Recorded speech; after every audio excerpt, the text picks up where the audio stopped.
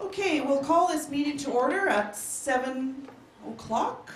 And just to let everybody know, there's 4 schools somewhere out there that are streaming. So, just to let everybody know. So my name is Karen Innerman, and I'm the chairperson of the board. And I'd like to thank everybody for coming out on this miserable spring day in Saskatchewan. So I'd like to introduce my board friends. We have Ruth Griffith, who is the vice chair. She's from Kindersley. Connie Bailey is from Milden. Kathy Morrow is from Outlook. Barb Cowell from Rosetown. John Collins from Kenniston. Scott Sander from Beachy. And Robert Dewey from Colville. And we have Margaret Irwin, who couldn't be with us tonight.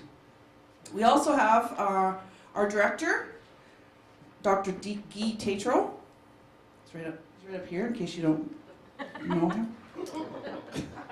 Then we have some fine superintendents sitting at the back in the middle pew there. Well, first we'll start with Ryan Smith, who is our superintendent of business. Then we have Kim Hobbs, Shelley Hinken, Vicki Moore, Sherry Martin, Kathy Grad. So welcome to those superintendents for joining us tonight.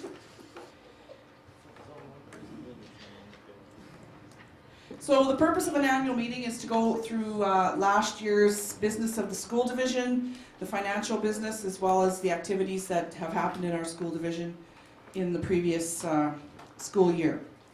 And if you have any questions, please feel free to ask at any given time. So first of all, I'll call for the election of the chair for the meeting. You have to adopt the agenda first. No, we haven't got to that part yet. Oh, okay. Sorry. Okay, I'll call for a nomination for chair, please. I would like to nominate Karen Innerman for chair. Any further nominations? Any further nominations? Okay. Would someone like to call for nomination cease? Ruth moves nomination cease. All in favor? Okay, we're good. Carried, thank you. Okay, now we'll ask for a nomination for the secretary for the meeting, please. Barb? I would like to nominate Ryan Smith. Any further nominations? Any further nominations? Okay, anybody else? Would someone like to move nomination cease? I can. Okay, John moves nomination cease. All in favor? Carried. Okay, we're good to go. So you can see the agenda before you. It's printed out there. Would someone like to move the approval of the agenda? Robert? Robert Dewey will move approval of agenda. All in favor? Okay, carried. So now the minutes of the 9th annual meeting are printed out. If everybody has had a few minutes to check those over.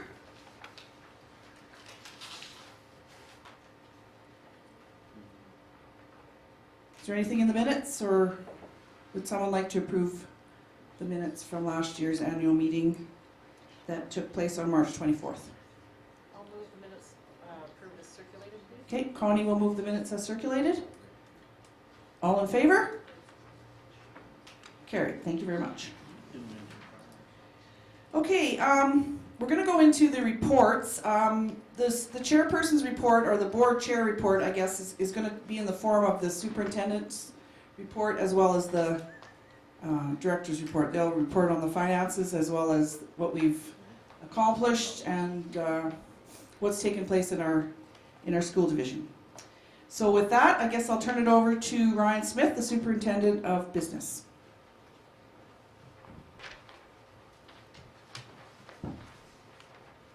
The business reporting for this meeting covers the period from September 1st, 2014 to August 31st, 2015. The financial summary for the 2014-15 year, as well as a comparison of budget to actuals, is included in the annual report. The 2014-15 financial summary is as follows.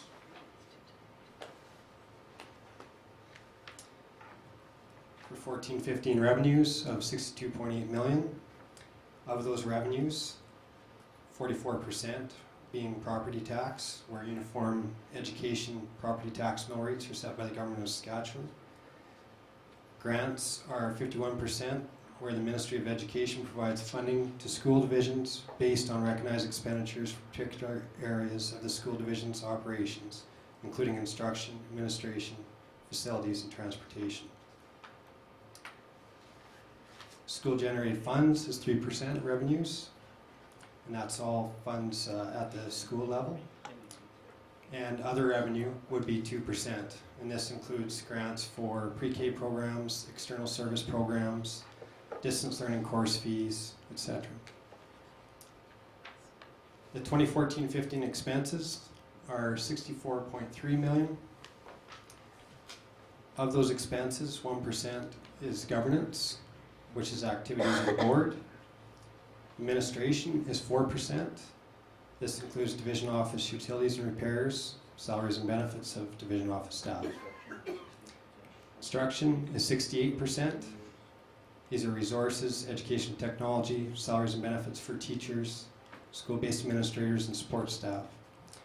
This year, surplus funds of 1.3 million, access for practical applied arts and science equipment upgrades, SWISI, which is year 2 of 3 for the SunWest Initiative for School Improvement, one-to-one project, and power engineering program. Facilities is 14%. These are utilities, repairs, renovations, salaries and benefits for caretakers and division level maintenance personnel. Transportation is 10%, which is vehicle maintenance, bus fleet, and salaries and benefits of bus drivers and division level transportation personnel.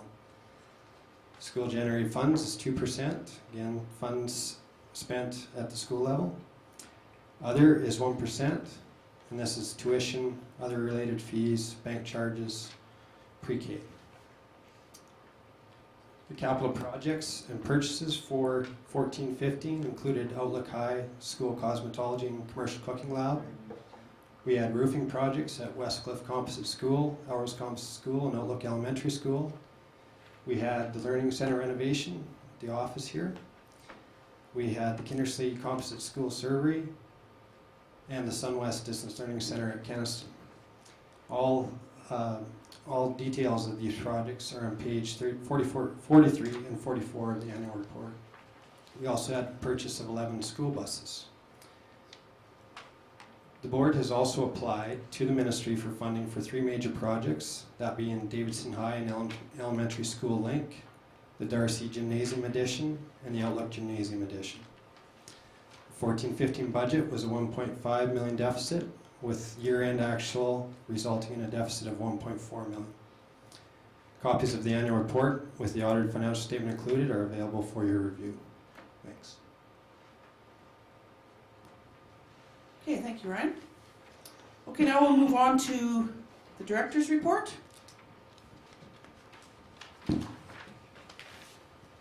I'm just going to stand back here.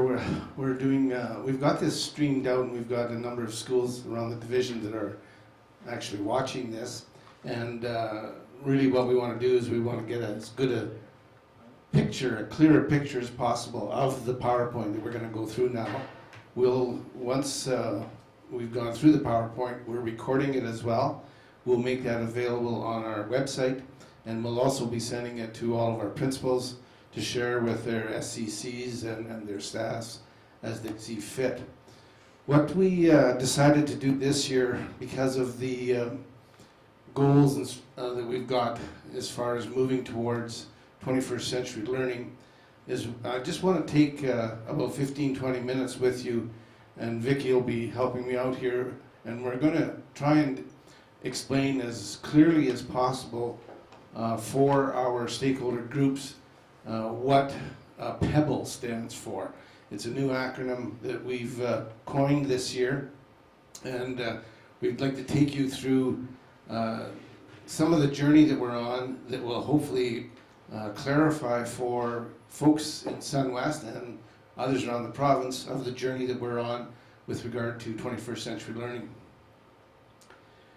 So the first thing that we need to talk about, I believe, if you're moving into you're trying to move teaching pedagogy or teaching practices and looking at 21st century learning, is we need to look at building culture within our school division. So we've been working, I think, tirelessly, I think, for the last 5-6 years in that approach.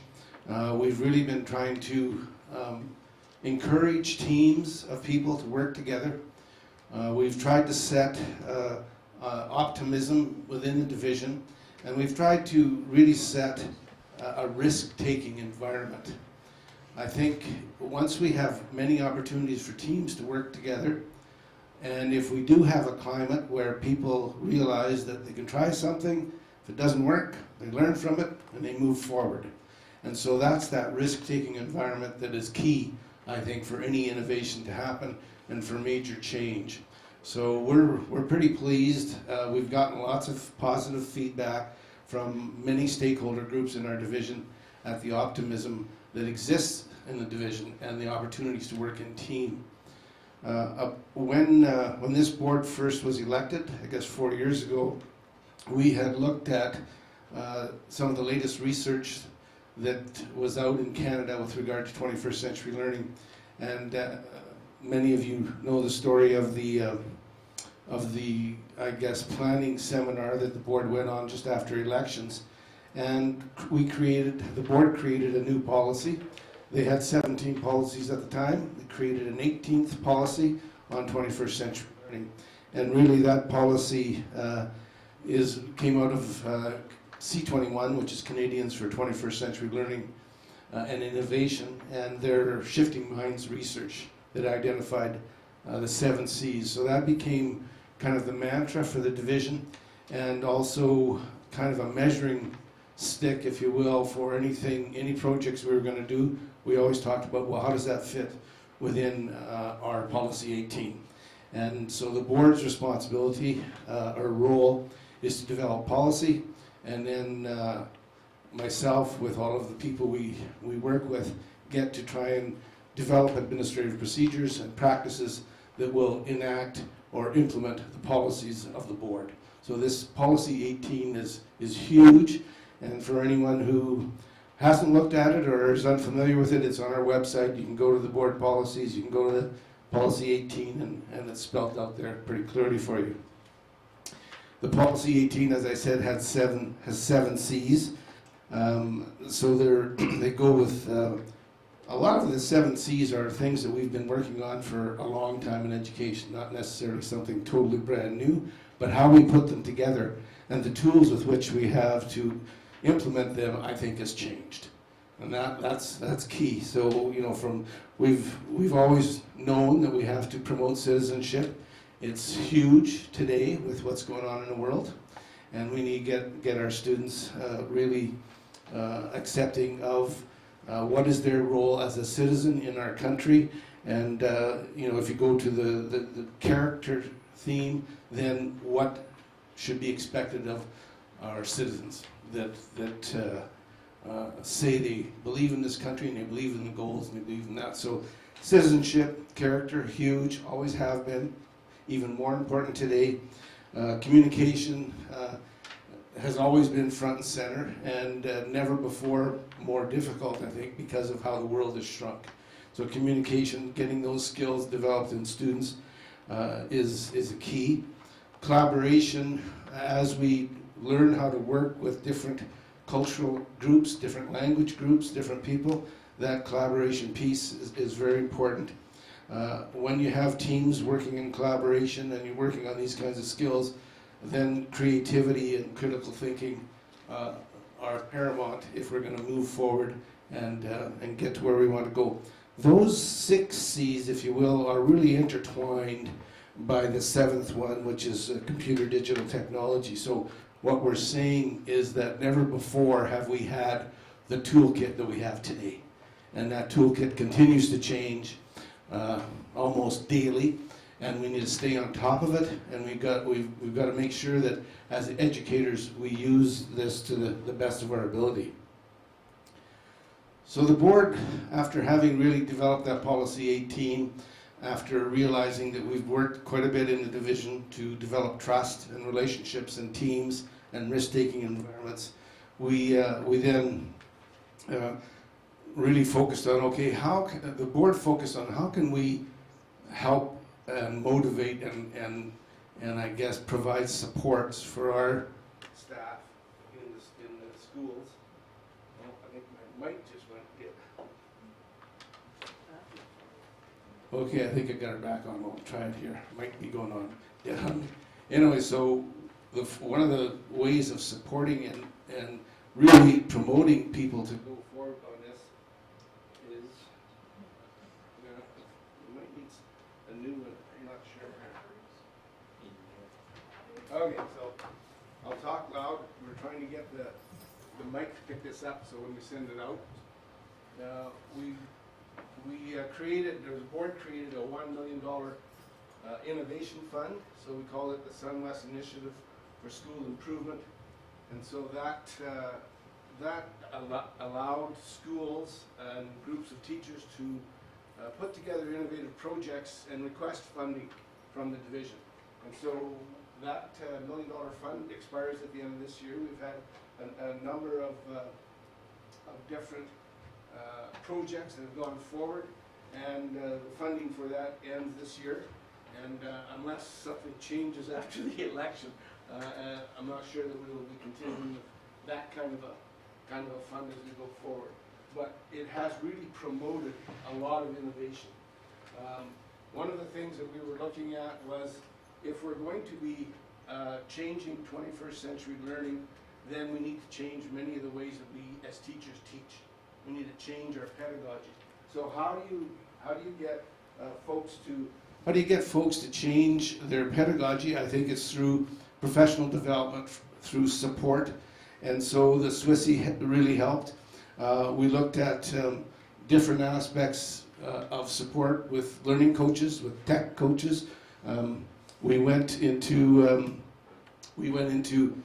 getting 21st century educators within each school. We did a number of things that I'll talk a little bit more about here in a couple minutes with regard to the supports that we have that really helps teachers look at their teaching pedagogy and try and change it. The provincial government, at the same time as we developed our Policy 18, came up with a new vision for Saskatchewan called the Plan for Growth, Vision 2020. In that Plan for Growth, one of the key areas that affects education was to try and increase the graduation rate in Saskatchewan by the year 2020 so that it was the top graduating rate in Canada. So we're working towards that. In order to get there, we believe that you really had to work on student engagement, because a lot of students who drop out of school for various reasons, but many of them are that they're not engaged. It's not of interest to them. And so we've been really focusing a lot of energy on trying to, what kinds of things can we put into our learning systems that will encourage and develop student engagement. And so we've got a goal here by 2018. We'd like to have our, I guess, our ratings in the Town From Me survey results, which is a Canadian survey. We would like to be above average in that. So that's our goal, and we're working on a lot of things there.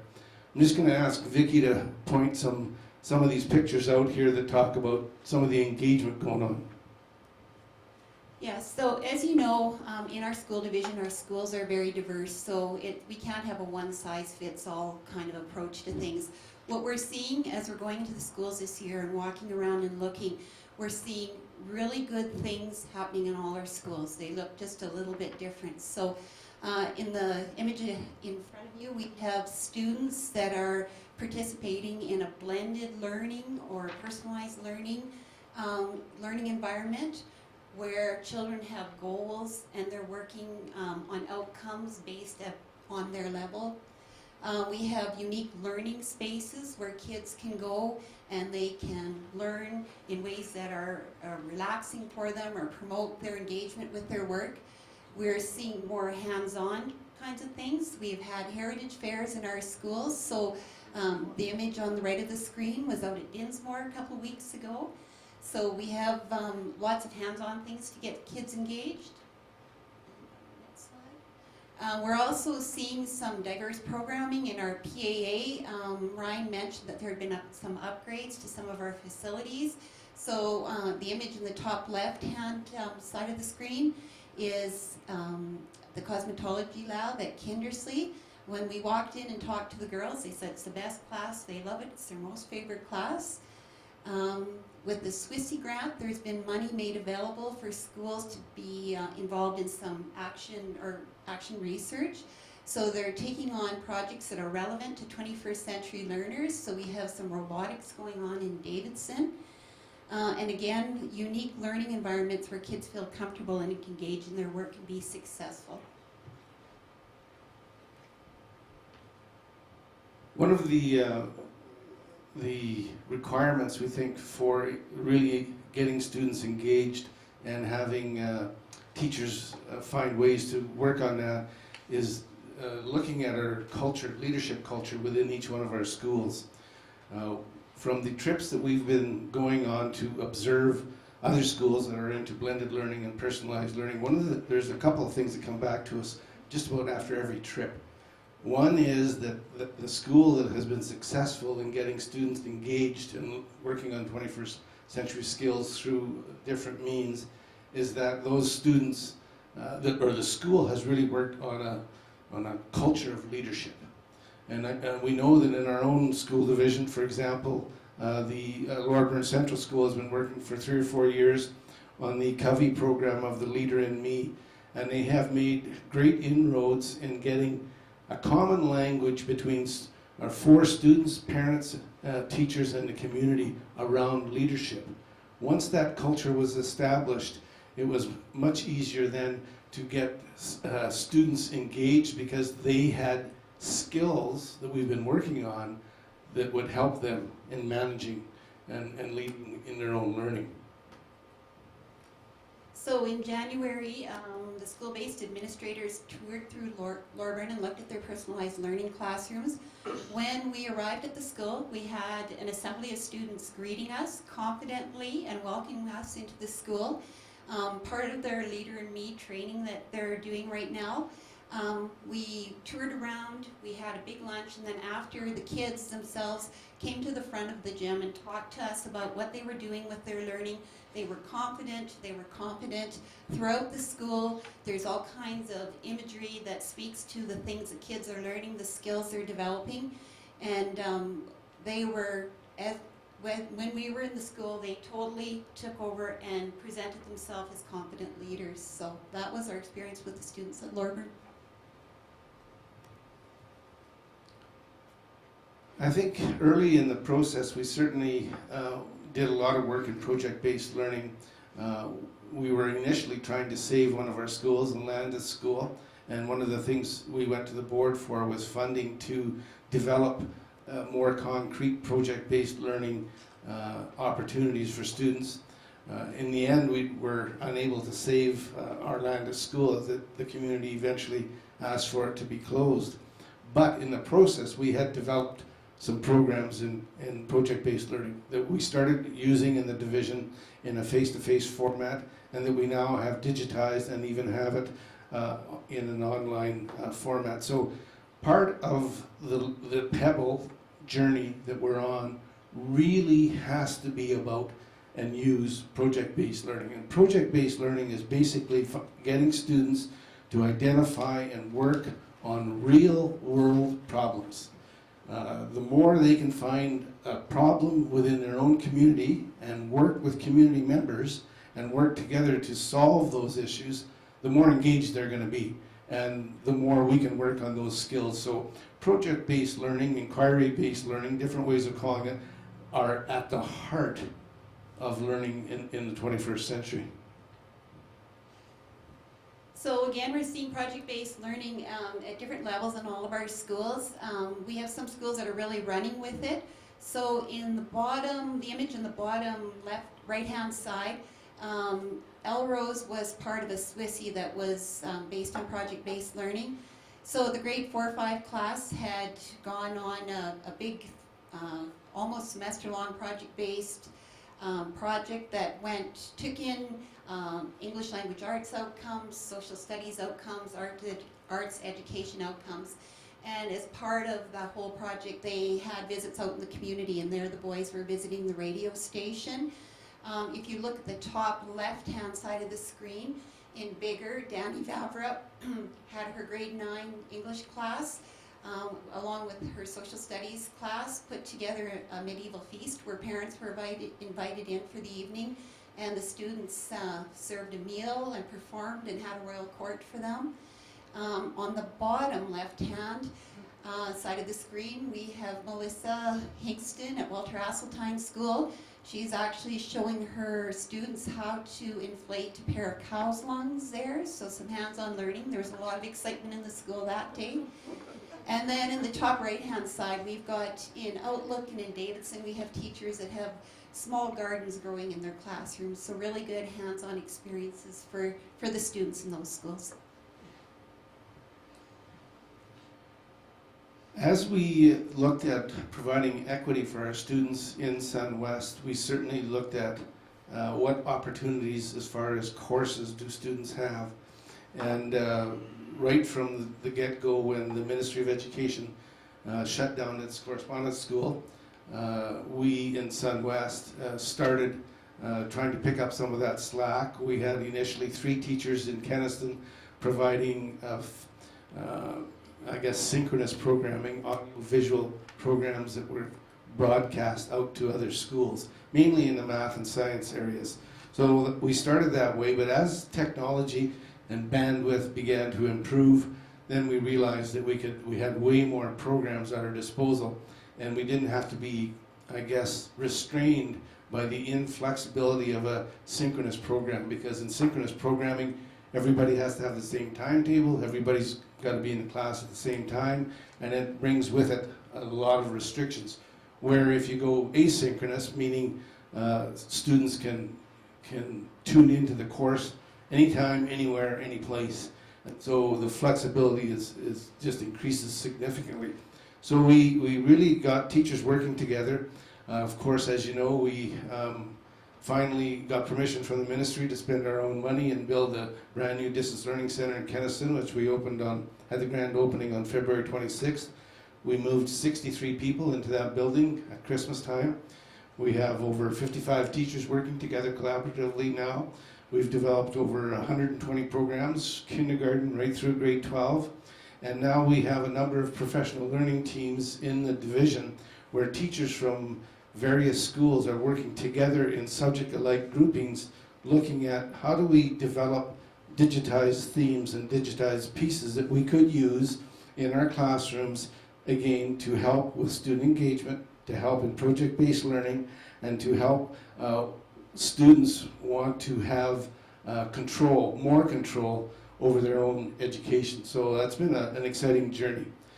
So as you know, that's the Distance Learning Center, part of it, 15,000 square feet, capable of housing probably about 75 teachers along with about 10 support staff.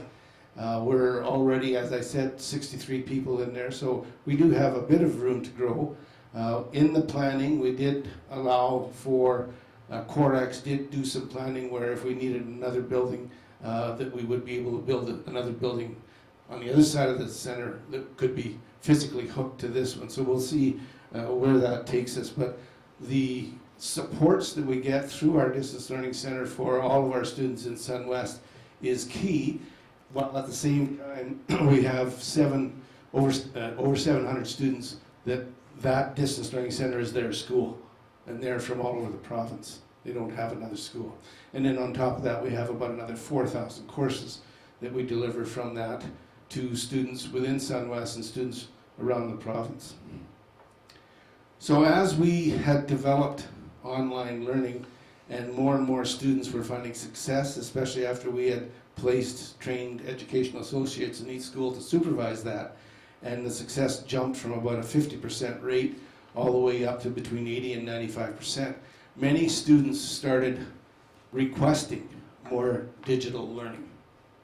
They were putting pressure on teachers. Okay, I think I can learn well this way. Can I do more of this on my own? Can I do it at my own pace? Can I do it from my own place or wherever I am? So blended learning really really became the pressure point that allowed us to, I guess, help students on that journey. And so, blended learning is still, the definition of blended learning is really having students still in a brick and mortar school. Face-to-face instruction is going on. However, students have to have some control and some opportunity at online education where they control time, place, path, and pace. So we really started moving down that blended learning path because of the pressure that had happened through the online courses that were in the schools, and because we were getting better at project-based learning. So project-based learning, online education, kids getting used to be able to do that themselves, put pressure on us to look at, and we funded some research projects that we still have going in blended learning. Vicki will just show you some of those. So as Guy mentioned, there have been some money put into Swissy projects, and it started last year with a cohort of teachers with Jade Bollock looking at blended learning. So we had teachers in a variety of schools working and learning about blended learning and implementing in the classrooms there. This year it jumped to a blended PLT math groups. So along with those two things and kind of looking at some of the things that were going on in Loreburn with their personalized and blended classes, this year it's really taken off. And now as we go into the schools, it doesn't matter where you go, which part of the school division, you can walk into classrooms in many of our schools, and kids are set up in blended learning environments. They're working at their own pace, meeting outcomes on their own time. So just in the pictures we have up here, on the top left, that is actually Krista Van Ness's classroom in Eston. And below is Renee Torwalt-Leith in Elrose. In the top, we have an Outlook Seoul classroom, and on the right-hand side. And then below, we have a young lady in, I believe, Etonia, in Lisa King's room, and she's showing us an example of the work she's doing, her learning goal, her learning kind of plan. So it's really exciting to see all of our schools most of our schools in Sun West. You can walk in and there are classrooms now where we see this happening. So, project-based learning, online learning, blended learning, for years and for as long as I can remember and long before my time, good teachers always looked at ways of personalizing learning. We had many different terms for that over the years, but really what we were trying to do is set up a proper program for a student based on their needs and their skills. We called it for many years differentiation of instruction, and now today the new term is personalized learning. But from, if you want to know, well, what is it, I think it's differentiation of instruction on steroids. And the steroids are really the technology tools that we have at our disposal. So because of the technology tools that we have, because of the new skills that teachers have developed in moving from where they used to be the sage on the stage, and then they went to the coach on the guide on the side in a coaching model. Today we're really looking at the teacher has to be an activator of learning, and as teachers gain more skills to do that and have more tools in their tool belt to work on that, we get a phenomenon that's happening in Sun West. It's pretty exciting, where we're really able, I think in many instances, to have students feel they're in control of their own learning, and they're setting their goals and they're going at the speed in which they want to go in. So that's kind of personalized learning definition. So again, we just have some more images, and I think these 4 pictures really speak to what personalized learning is. We have kids that are able to work on their own, at their own pace. We have kids that are tracking their progress. They've set goals. They're keeping track as they meet goals. And then we have teachers that are able to spend some really good one-on-one time. So the bottom 2 images are teachers in Walter Asseltine School. The rest of the class, off, working, quiet, everybody's busy, everybody's engaged. The students that need help, the teacher has time for them. So what is Pebble? So from our perspective in SunWest, it's really the convergence of those types of learning that we've been talking about here this evening. So remember, we really try and develop projects that have some real life meaning to students in their classrooms. And from that, and the experience we've had with developing over 120 online courses, now starting to develop digitized themes. So our online learning is just really funneling down in that direction. Of course, as I said, as students became more comfortable and were thirsting for more opportunities, blended learning really started to develop in our system and is pretty healthy and is going forward. And as we got into that game, we realized that the differentiation of instruction could really be pumped up and we call it personalized learning. So the convergence of those three things really lead us to Pebble. So Pebble is an acronym for us in SunWest, and it tries to show the path that we're on. So we're calling it personalized electronically blended learning. So as you can see in the picture, that it's hard to see a bit, but we've got some computers around there. You've got a picture behind this of the globe, and you've got lines of communication going throughout the world. There's nothing that, we can't get, we can't be blocked out of other countries today with the internet and what's going on. So when you pull all of that together, this is our journey. It's the Pebble journey for SunWest, and we believe it's the way of the future, and that's what we're putting our time into. So how do we get there, or how do we continue going down that path? As I mentioned before, a key for us is changing teaching pedagogy, changing teachers' practices.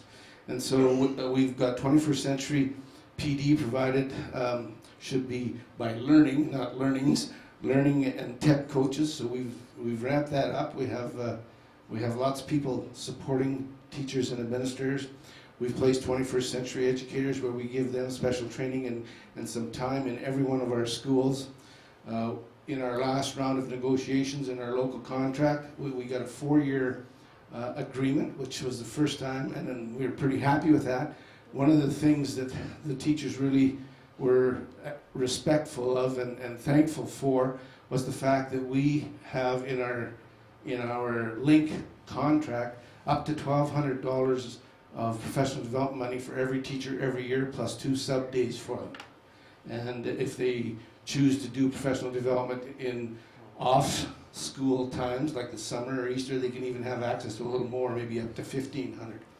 So in many other divisions, when we tell them this, they don't believe us, but we are doing it, and we're encouraging teachers then to hear, we're putting our money where our mouth is. We want you to go and explore and come back and see what we can come. So in the end, we really believe that our teachers, many of them are now changing, have changed their pedagogy, and are really activators of learning.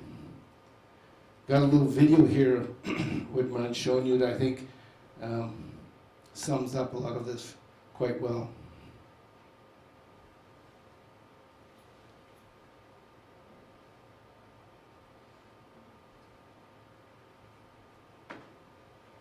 I'm doing a little bit of blended learning, a little bit of project-based learning.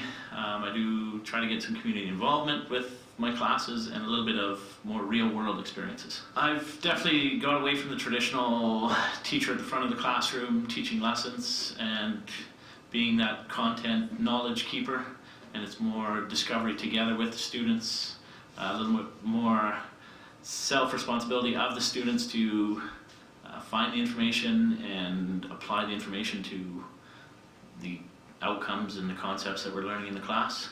My Math 6 class I've totally converted to a blended learning class. So we do a lot of stuff through Moodle, a lot of videos and websites, and it's more of a personalized blended learning, so they're all working at their own pace, and some are ahead, some are a little bit behind, but it allows me more time to work with those that struggle. I have groupings, table groupings, and it to the outside observer may look a little chaotic because there's kids up all the time and moving around, and so it's not that rows and desks, and it's a lot of collaboration and kind of moving everywhere.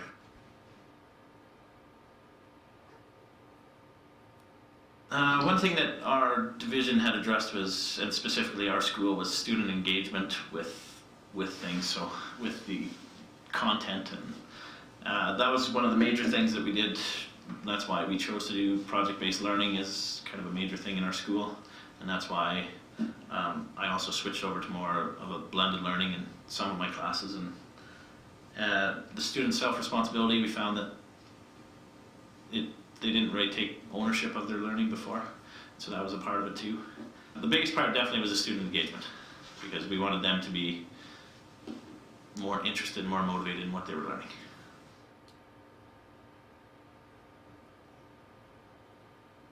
Definitely needed a lot of professional development. We needed support in terms of technology.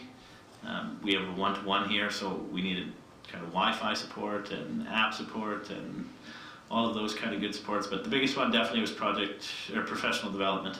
Our division was lucky enough to send some teachers to Orlando, and I was part of that group that went to the FETC, which was technology and education, and so there I learned more about blended learning and some new web tools and apps and things that would help in the classroom.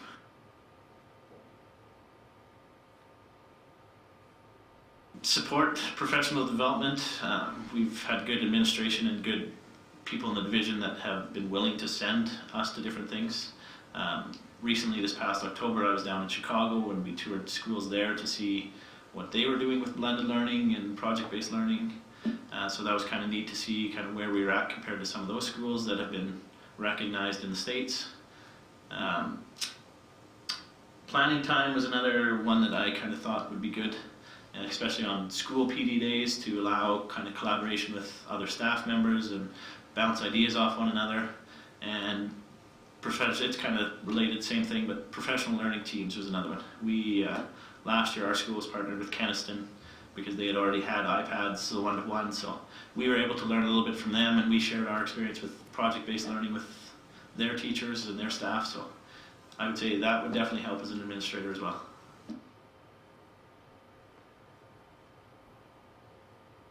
Be willing to take some risks.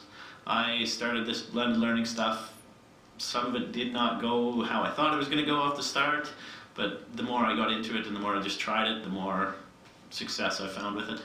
So I would say definitely don't be afraid to take some risks and have those failures, but if you don't try it, you'll never kind of experience that. So that was Jeff Kingwell and Elrose, and just thought it really summed up many of the things that we've been talking about. And it's really exciting when you walk into a school and you walk into a teacher's classroom like that to see the things that they're doing. Are we going in the right direction? We believe we are. The latest research certainly says we are. Research conducted by C21, Canadians for 21st Century Learning, the Shifting Minds research, and now the latest research, Shifting Minds 3.0, are all things that we're involved in. We've been recognized by a number of different groups. We've had some international recognition. There's an organization in the States called P21, which is a partnership for 21st century learning. I believe there are 18 to 20 states that have their own P21 organizations within the state, and they have a national one. And the national organization has recognized little old SunWest twice. Last year, they had invited me to do a blog on piecing together a blended learning program, which we did, and that was aired on their national site and went worldwide. They checked in with us again this year and wanted to know if they could get some more of our folks to continue that blogging. And Tim Hom in Dinsmore, Lorburn, was honored, I think, in January, and had 2 different blogs and some videos that they aired throughout the States. So that was pretty neat on an international basis. We've been recognized quite a bit in the last while nationally. We've received 4 national awards here in the last, inside about a year and a half. The first one was the CEA, which is the Canadian Education Association. It's a national organization that promotes innovation and learning in Canada. They recognized us through a contest called Innovation That Sticks, and we were one of 5 school divisions in Canada that were highlighted about our journey down this blended learning and personalized learning path. Reader's Digest had a national competition, and in December we were awarded 2nd place in Canada, received a $10,000 grant from them on the innovation that we have been doing in our school division. When we had our grand opening of our Distance Learning Center on February 26th in Kenniston, we were awarded a national award by the C21 Canadians for 21st Century Learning and Innovation. They gave us a System Innovation Award for, again, the work that we are leading and promoting that we are now calling Pebble. Just last week, Mindshare Learning, which is probably the largest e-magazine in learning and innovation in Canada, it's out of Toronto, picked their 10 top news stories of the year, and 3 stories from SunWest made the top 5. And so that's on their side. So pretty exciting that we're being recognized internationally and we're being recognized nationally. In our own province, certainly we've been getting more and more requests from different organizations to present about our journey. We just got back this afternoon from the 21st National Rural Congress, which this year we weren't as involved as maybe other years, but we still had 5 different presentations this year. I think last year we had 7 or 8, and we've had over the last 5 or 6 years multiple presentations from different groups of innovation that's happening in SunWest. In fact, one trustee reminded me grudgingly that it wasn't really the National Rural Congress, it was the SunWest Congress. So kind of chuckled at that, but certainly that's been very positive. We've been asked, especially this last year, we've been asked to provide presentations at the Principal Short Course, which is a program the first week of July to try and build up skills for new principals and vice principals. And again, SunWest was asked to provide some mentoring and some facilitate some workshops there. The Saskatchewan School Boards Association has called on us numerous times over the last 3 or 4 years to present at different events on this journey. We had a world-class event here last year. It was the STEM Fest, World STEM Fest, that was held in Saskatoon, and we were requested to provide a workshop at that world-class conference, which was pretty exciting. And we have all kinds of other provincial organizations.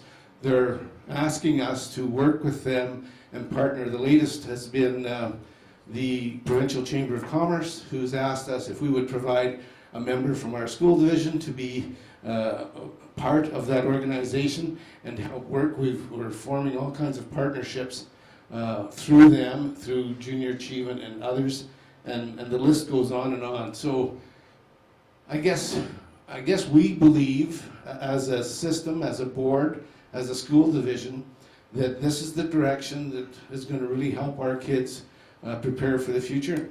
We're pretty excited about it. There's our presentation. Maybe we can certainly open it up for any questions. I'll give the mic back to our fearless chair. Are there any questions about anything?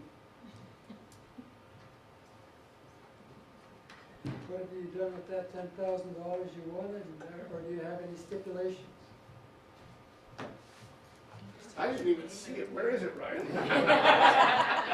Ian McKay, Rose Town Eagle, just wondering what you did with that $10,000, if you've spent it already, and if you had any stipulations as to how to spend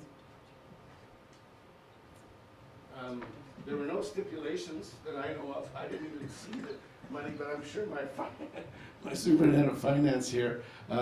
What we just wanted to make sure we put it back into professional development through either encouraging more professional development at our Distance Learning Center or within the division.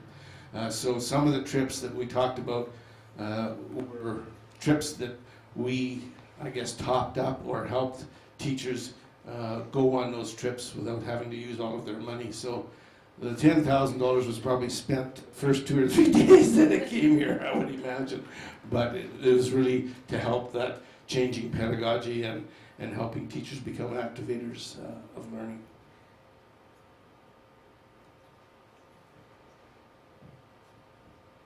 Are there any other questions? Well, seeing none, would someone like to move to accept the reports that were presented tonight? Sherry Martin will move. All in favor? Okay, carried. So, if there's no more questions, I guess we'd ask for someone to adjourn the meeting. Lori Slocum will adjourn the meeting. And just to let you know that we have a 10th anniversary cake at the back, because this is the 10th year of the Saskatchewan government and the amalgamated schools when they did that to us, or we, yeah, I guess they did do it to us. So anyway, we're going to celebrate with a bit of a cake and help yourself to cake and some coffee. And once again, thanks for coming out and drive safe.